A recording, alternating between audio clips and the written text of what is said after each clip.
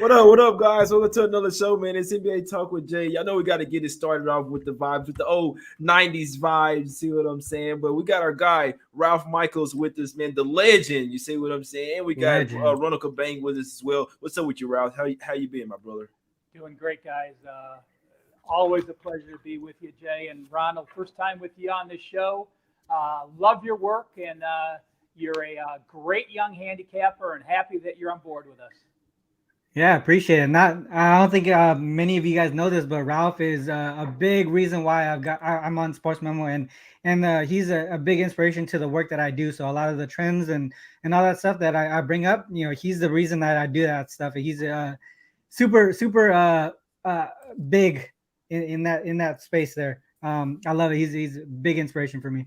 Yeah, Ralph is the guy, man. I'm talking about posting all type of good spreadsheets, SDQL, all that good stuff, man. Good info, actionable info. I'm talking about NFL, NBA, WNBA, whatever Everything. It is. I love the tips. I have my guys' notifications on. Every time Ralph tweets, I need to see what he's tweeting. You see what I'm saying? I need to see that, what he got going, man. But it's all business here, guys. It's all business, guys. We got one game today, right? So we got the Celtics versus the Heat. We're going to the streets of Miami here. Now, obviously, the Heat up one. They're up 1-0 in this one, right, Ralph? Now, the Celtics, they had some last-minute COVID with Al Horford. Right before the show, he did just get upgraded from doubtful to questionable. So we're not even sure what's going on there. But obviously, Derek White, he's having a child. So he's out for personal reasons. That's why Derek White is out in this game. Smart should be back here. He's not in for sure right now, guys. So he's going to test it out and see what happens. But Smart is not missing this game, Ralph. What are we doing here? You like some of this one, my brother? Well, I am handicapping this game with Smart being in there. Obviously, he's been called the heart and soul of the team, and his loss is huge. And while people made a huge deal that the Celtics were down 2 starters with Smart and Horford, let's not forget Boston was without Lowry, who was number 2 in minutes played this year. So really, Horford and Lowry are cancel each other out. They were both number 2 and number 4 in minutes played. If Horford doesn't play, I think that cancels Lowry out, and that puts me on the Boston side. You look at the situation, the Celtics playing off a loss. You're looking at these 2 incredible defenses and the way they match up and the way they responded. I was very pleased to read the quotes out of Boston, not making excuses for getting run out in the third quarter, getting outscored 39-14. This team is number 1 in defense in most categories for a reason. The Heat, obviously, a top 2 or 3 defense in the league with most reasons. And that's really where I'm going to go to is I lean with Boston plus the points, but I do like the under here. The game flew over game 1. You have that often when you have a blowout situation and one team needs to come from behind. But the biggest factor is this. There were a lot of fouls called, and I don't think that's going to happen again. 54 made free throws in that game number 1. That's the reason they went over the total. Compared to Dallas and Golden State last night, 24 made free throws. The 30 points is the difference and the reason they went out. I think the refs are going to let them play. I think these 2 elite defenses are going to make the adjustments. And my top opinion today, no question, again, I do like Boston plus, but it's clearly on the under. What you think about this one, Ronald? Any thoughts on side or total, my guy? This one's a tough one. I mean, I had the Heat in game 1, and we were able to cash that. But this one's a little bit more tough because this is a different situation here. Obviously Smart was missing in game 1. Horford was missing in game 1. Now we have Smart potentially coming back. I don't think he's going to miss this game either. I capped this game with Al Horford being out. And with the news that before the show, this kind of changes it. I want to wait. Luckily I haven't put money into this game yet, but I do want to wait for his official status because when I capped this game with him out, they're 5-9 straight up, 9-5 against the spread, but 11-3 to the over without Al Horford here. The biggest gap here is in the defensive rating. When he's on the court, their defensive rating is 106.5, but without him, it's 114. That's actually a bigger gap than without and with Marcus Smart. So that's one of the things here that has kept me off of the under, because when you look towards the Heat, they've been a strong under team all season long, especially in these situations at home as home favorites. And also in the playoffs without Kyle Lowry, there's a double-digit gap in defensive rating without him. And they're actually 7-0 straight up, 6-1 against the spread, and 5-2 to the under without Kyle Lowry in the playoffs. It's actually, to me, a good thing that he hasn't been playing in the playoffs, because they've been losing when he's on the court. It might be it might be his injury that's been affecting him. I don't know. You know what I mean? So that's what I've been looking at here. Right now, I haven't placed any bets on it. I'm leaning towards Miami Heat straight up, only because of how they've done this season as home favorites in conference games. 24-5 straight up, 18-11 against the spread, but against winning teams with a winning record, 18-2 straight up, 15-5 against the spread in those spots here, including in the playoffs. So to me, I'm leaning towards the Heat to at least win this game. The spread, this is a line where the Celtics can actually cover the spread but still lose the game. They did it in the last series against the Bucks. 2.5 point spread. They covered that but still lost the game. This is a spot here that we can see that happen. Yeah. Go ahead, Ralph. To the database that we were talking about, and people talk about zigzag in the NBA, and that's 15 years ago, folks. But I did look at conference finals the last 7 years. Teams that lost game 1, 7-7 ATS game number 2, 3-11 straight up. So there's don't fall into the zigzag trap if you've heard about it in the finals. It actually lessens. It happens more in the early rounds when a good team loses. But when you're in the conference finals and your lines are 3, you understand why it's 7-7 ATS in game number 2 for the team that lost game number 1. Yeah, that's a good point there, guys. This is a crazy game for me, right? I'm gonna tell you this right now. Floating Head Jay is here. The green shirt is on. This is Celtics or nothing for me. Obviously, and I thought they were getting one of these games as well. I mean, it only makes it better. They need Horford now. Derek White, he wasn't good. It was a -11 in the first game. Only had 3 points, so he wasn't well for them. But even though he was bad in the first game, they still need him coming off the bench, right? Because I trust him as their 6th man coming off the bench, so they'll still miss him, but it'll be a little bit better because Smart, he's not missing his games. Marcus Smart is going to be back in there, and I kind of knew that he was going to take one game off. They knew that was a bad spot in that first game, and guess what, guys? This is what scares me here with the Heat. They, without Horford and Smart at the last second, see what I'm saying? They still come out by double digits in the first quarter, in the first half. So I'm like, oh, whoa, now what are we doing now? Obviously, they ran out of gas in the second half, right? Now, they only had one day in between playing this game 6 and game 7. That's why we took the Heat full game there. But I was surprised, even the fact that they came out there and smacked them in the mouth. You could argue that the Heat were a little rusty coming off the little break. But regardless, man, the Celtics showed them they can hang with them, even with their backup guys. And I already knew this anyway. That's why I was saying wait for them to lose a game and then hop on them series price. I still think they're going to win this series. So, yeah, I hadn't taken it yet either, Ronald, but that Celtics plus 3.5, I got to put something on it, at least a little bit personal. And it's the only way I can look in this game, guys. Now, the Heat, don't get it twisted. It could happen. They could smack them up here by double digits, and the Celtics go down 0-2. I wouldn't mind that either, but just – Ralph, the only way I can look here is the Celtics plus the points. I think they have a really good shot to win, to get the lead this time around and hold the lead. And you'll likely see Marcus Smart on Jimmy Butler as well. And I don't think he's going to do. I almost sound like Steve. I don't think he's going to do that today, Ralph. Yeah, well, you mentioned it quickly there on the series price. I mean, you look at what Boston was -180. That's crazy to be the road team, have fewer games at home, be a dog in game 1 and a dog in game 2, and you're a 180 favorite. I personally bet Miami plus 1.5 games at plus 125. I said, you have a great defense with 4 home games. You're plus a game and a half. Now it sure looks good. But for those people that are the Celtics fans now, take a look. If you can get that series price now you're getting it closer to even money where you were laying 180 after game 1. So don't forget about the value in the series if you are like Jay Money wearing that Celtics green tonight. Ronald, yeah, y'all know I got the green screen, man. So with the shirt on with the screen. Floating Head Jay.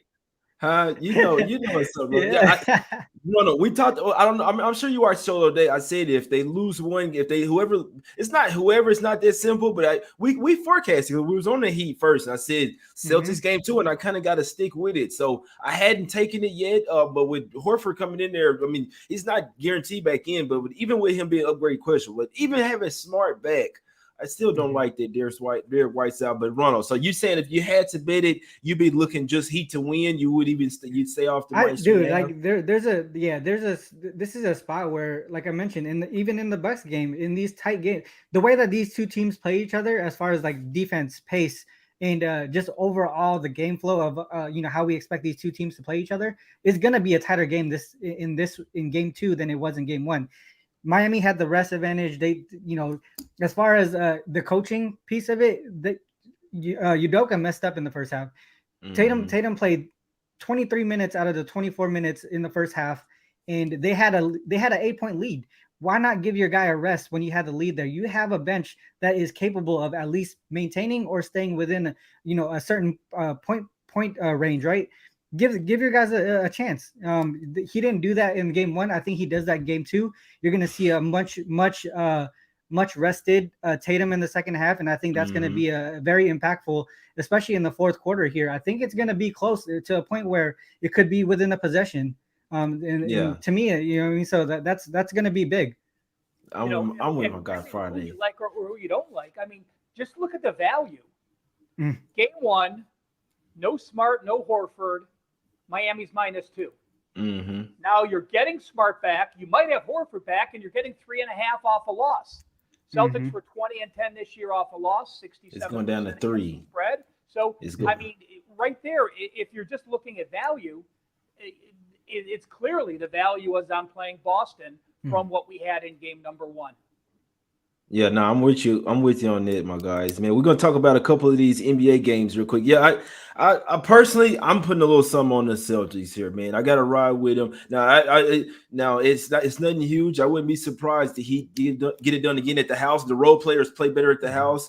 Even if teams go down, I want to say this real quick. Even if teams do go down 0-2, it's not necessarily the end of the world. You see what I'm saying? You really think about it with the home court advantage. They're supposed to, especially if it's a tight series, supposed to get to game 7. You kind of supposed to go down 0-2 and then come back home and tie it up, and then it's a new series. You know what I'm saying? So it's incapable of happening. Like if the Celtics were to go down 0-2, like the series is absolutely over. Obviously, you got to come back game 3 with a sense of urgency, but I still think tonight they come back with the Celtics off a loss as well. I believe 10-1 their last 11 games coming off a loss, so that's their straight up record. So the Celtics off a loss lately, I'm not betting against them. So Celtics are none for me. But Ralph wanted to mention something about. Let's talk about some WNBA real quick, guys. Not a WNBA show today, so let's talk about some WNBA real quick. Ralph, you got something you like in here? The Lynx versus Aces game, my brother.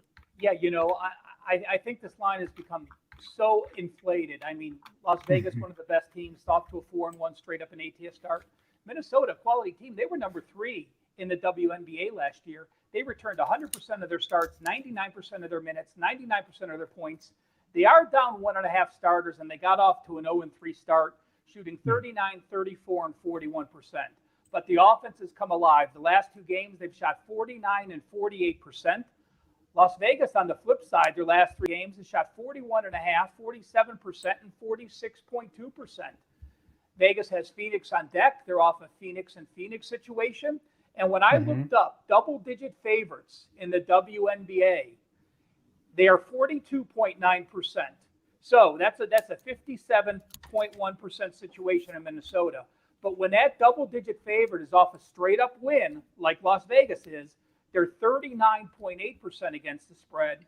And if they're off a straight-up win and cover, WNBA home favorites are only 37.7%. Vegas is happy to get the win, but this 11.5 points is far too inflated. I'm on the Minnesota Lynx this evening. What you think about this game, Ronald? You like what you like? We're in sync right there. If you guys saw me looking down, it's because I'm writing notes. You guys gotta be writing notes when you listen to Ralph. I literally wrote it down. Every single thing he just said, I wrote it down. Jay, I'm about to put that on the show later when we go on the show. We're gonna do some SDQL on the show. But do it. I'm with the Lynx here. They're coming off their first win of the season off the Sparks. I think they're bringing a little bit of momentum into this one. I think you mentioned Ralph, like how they've been doing a little bit better offensively the last couple of games. I think the big difference here is when they started Mariah Jefferson. She's averaged 18 points and 5.5 assists per game in those two starts. And then you're adding Kayla McBride to the mix now. Now you have a solid backcourt duo to support Sylvia Fowles in here. And then you mentioned also the little sandwich spot that you have on the Aces side. They just played the Mercury, and then they're gonna play them again in the next game. So to me, maybe the Aces come out with the win, but I think this line, like you said, is inflated. It's possibly a 5 to 7 point game in my opinion. I would take the Lynx plus 11.5 as well.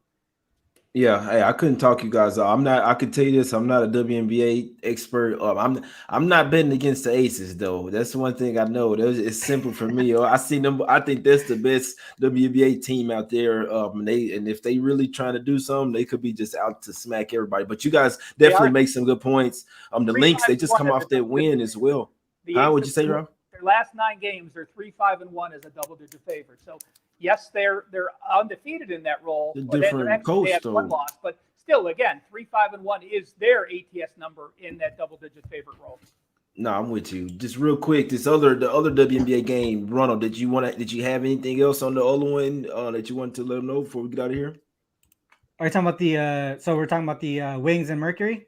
Yeah, just if you did have something, it's just real quick. I mean, both of these teams coming off double-digit losses here. The Wings, this is their 4th straight game traveling. I know they had one spot at home, but then away games around it. So to me, that's a little travel spot that I like to look at and fade.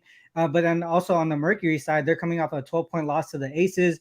Their travel spot is nasty too. 2 road games, 1 home game. Then now they're gonna go into a 4-game road trip. And then they also have the sandwich spot as well with the Aces. So to me, I think both teams are going to be flat in this specific position.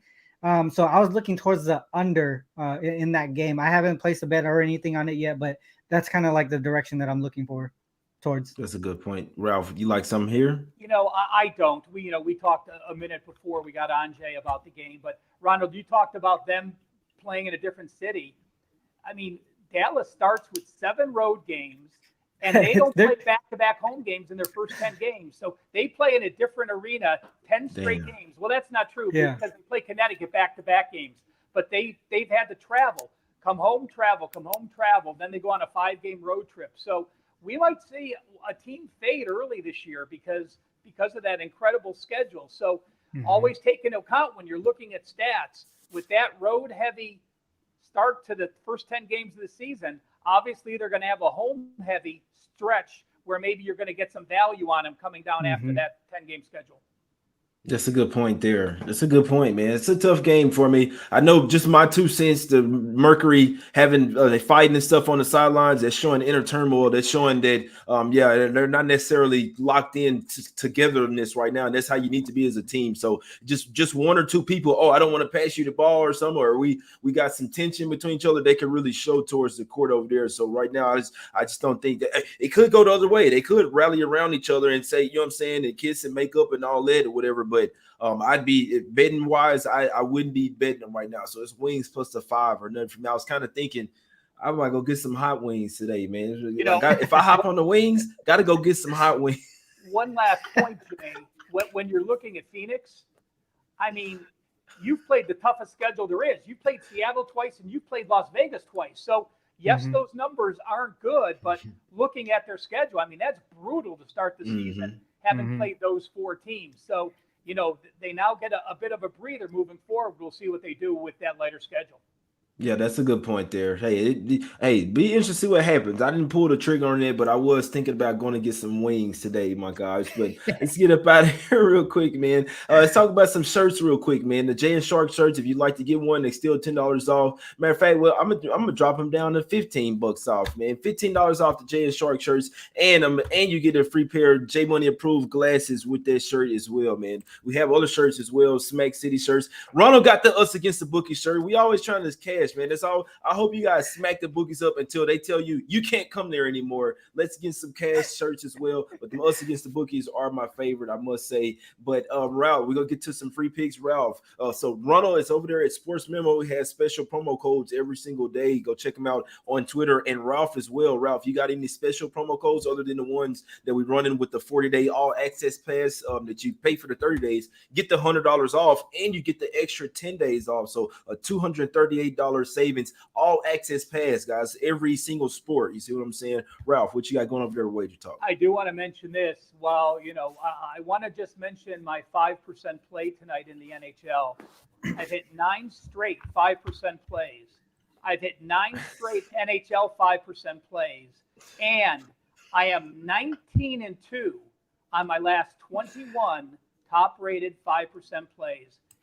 Ralph today, and it's available now. So it's been an incredible run. Best bet, I am going to go Miami-Boston under the total, and I also do like under 50.5 for the first quarter. I think Boston's going to have to come out with defensive intensity.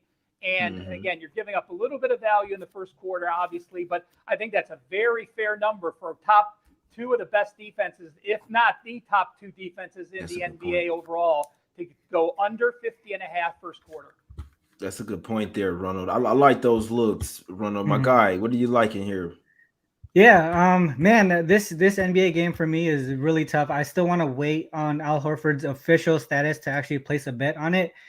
For me, I would be leaning towards the money line on the Heat side if I was to play anything on this game right now. But I'm gonna stay away from that. For as far as best bet, since we talked to WNBA, I do want to give the links out as my best bet today, 11.5. I think that's way too much for that game specifically. So my best bet on the show today would be the WNBA play, links plus 11.5.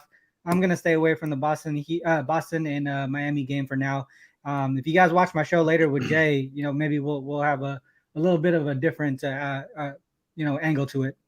Exactly. Yeah, we'll be live with my guy on YouTube in 30 minutes on this channel, man. Go check him out. For me today, guys, I'll be honest, I got the green shirt on. I'm rooting for the Celtics. I hadn't placed a single bet, guys. And these games are going to get tougher and tougher. You see what I'm saying? It definitely won't be any their first game, the Heat, I told you guys that we was on it, you know what I'm saying? But not every single game got to have a super strong feel on, especially with all the moving parts with the Celtics. They got COVID. I mean, there's some COVID stuff going on over there. The Udoka's kind of sick over there. Horford, he got upgraded to questionable from doubtful, so hopefully he can come back. But this is Celtics or nothing for me here. Even though they could possibly still come back, even if they go down 0-2, I don't see it. I see the Celtics coming in here. If they're going to win this series, they got to come in here and win this game tonight and still home court advantage. You know what I'm saying? That's why they were the favorites to win this series, because they're going to win one of these games in Miami, and it's happening tonight, my guy. So I'm personally putting a small play on the Celtics. Nothing official for me. And when it's personal, it's like, hey, if you want to ride with me, you won. I'm not telling anybody, hey, this is, you know what I'm saying? But personally, I'm gonna put a couple $100 on the Celtics tonight, plus the 3, put maybe a couple. Yeah, it's down to 3 basically across the board. 1, 3.5 out there, but I'm gonna personally sprinkle a little some on it, guys. You guys can do what you want. It's nothing heavy for me. But 521 people watching, my guys. Hit the like button, subscribe. We appreciate everybody. Go check out Ronald at sportsmemo.com. Check out Ralph Michaels as well. Got a 5% in the NHL going tonight. WagerTalk.com. It's us against the bookies, man. I hope y'all smack them up, take them to Smack City. We up out of here, man.